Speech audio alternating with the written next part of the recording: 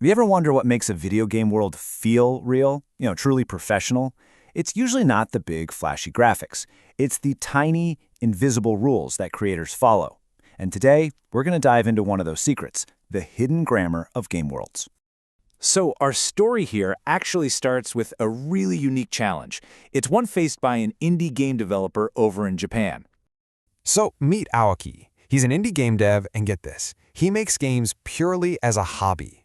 It's his way of studying JavaScript, English, and game design all at the same time. Pretty cool, right? And we're not talking about a beginner here.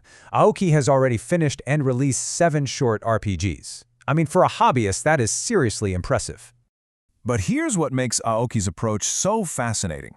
He deliberately limits himself to using only simple, junior high-level English in his games. His whole philosophy is that simple doesn't have to mean sloppy.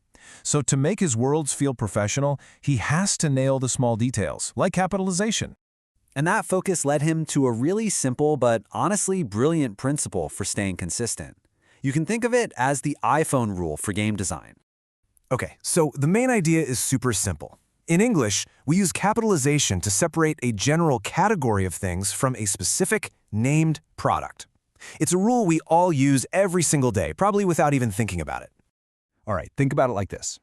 We don't capitalize the word smartphone, right? Because that's a category. But we always capitalize iPhone because that's a specific product name. Category versus product. It's a really simple but powerful idea. So let's take that exact same logic and drop it right into a game world. The word sword is just a general category, but a short sword, well, that's a specific item. It's a product in the game's world. So, yeah, it gets capitalized. Right? So once you get that basic concept, you can start applying it to basically everything in the game world. And that's how you build that feeling of consistency and believability.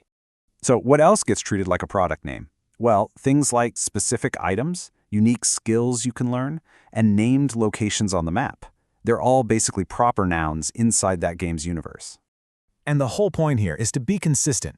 I mean, people's names, like Priscilla, that's kind of a no-brainer. But this rule also applies to skill names like fire, items like health potion, weapons like short sword, and unique places like the South Cave. They all get capitalized every time. Okay, but what about monsters?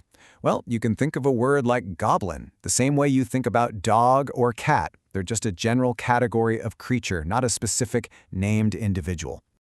Okay, so knowing the rules is great, but true mastery? That comes from knowing when, and more importantly, how, to bend those rules to get the effect you want. So yeah, that random goblin you fight in the forest, lowercase, but that special, one-of-a-kind boss, he's treated as a proper noun. He's not just any goblin, he's the Goblin King, a unique individual. That's a name. And you see this all the time with other big bosses or special entities. Think of names like the Eradicator or the Guardian. See, those aren't just job titles. They are the specific names of powerful beings, which is why they get capitalized and often get that "the" right in front. Now, naturally, things get a little fuzzy sometimes. Is poison a specific skill, or is it just a general status effect? Is attack a command or a stat? In these cases, there isn't really one single right answer. The most important rule of all is the meta rule. The creator has to pick a style and stick with it. Be consistent no matter what you choose. Okay, so let's see how this stuff actually looks when it comes alive in a game's text. Time for a little pop quiz to see if you've been paying attention. All right, imagine your character just found an item. Based on that product rule we talked about, which one of these sentences is the right one, A or B? If you chose B, you got it. The correct answer is, you got a health potion. Why? Because a health potion is a specific product in that game's world, so it gets capitalized, just like an iPhone. Okay, round 2. Your character walks into a forest and spots some creatures. This time, are we dealing with a specific product or a general category? Which sentence is correct? That's right, it's B again. The correct choice is I saw some goblins. Because goblins are just a general category of creature, like dogs or cats, the word stays lowercase. All right, let's tie this all together and bring it back to where we started, with Aoki and his mission to make professional-feeling games. Look, at the end of the day, this isn't about being some kind of grammar perfectionist. Consistent capitalization is one of those invisible details that makes a world feel solid and believable. When the rules are just there and they're consistent, the player doesn't even notice them. They just feel more immersed. Kind of makes you wonder, doesn't it?